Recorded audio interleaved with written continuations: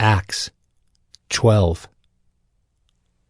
About that time Herod the king laid violent hands on some who belonged to the church. He killed James the brother of John with the sword, and when he saw that it pleased the Jews, he proceeded to arrest Peter also. This was during the days of unleavened bread.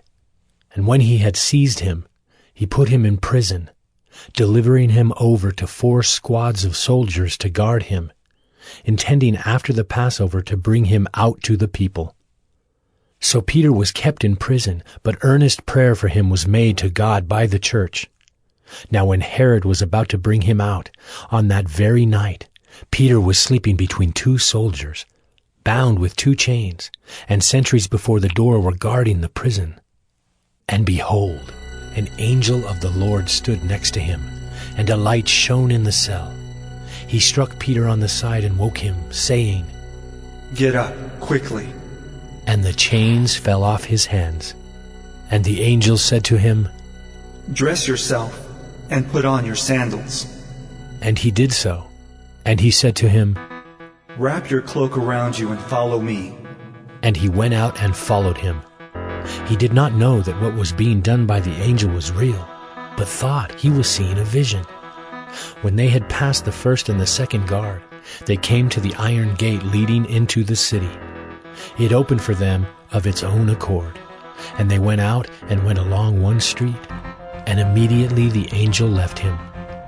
When Peter came to himself, he said, "Now I am sure that the Lord has sent his angel and rescued me from the hand of Herod and from all that the Jewish people were expecting."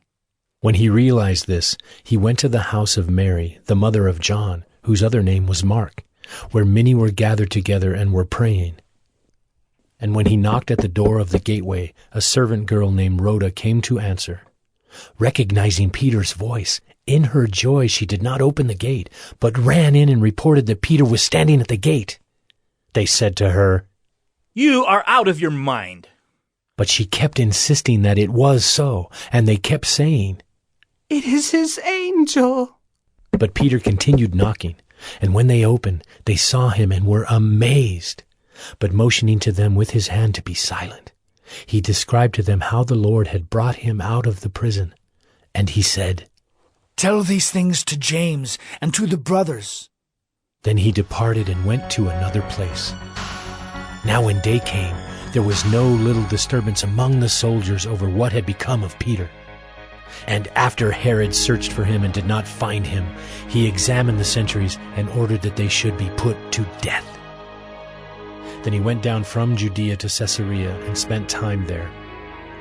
Now Herod was angry with the people of Tyre and Sidon, and they came to him with one accord. And having persuaded Blastus, the king's chamberlain, they asked for peace, because their country depended on the king's country for food. On an appointed day, Herod put on his royal robes, took his seat upon the throne, and delivered an oration to them. And the people were shouting, "The voice of a god, and not of a man!"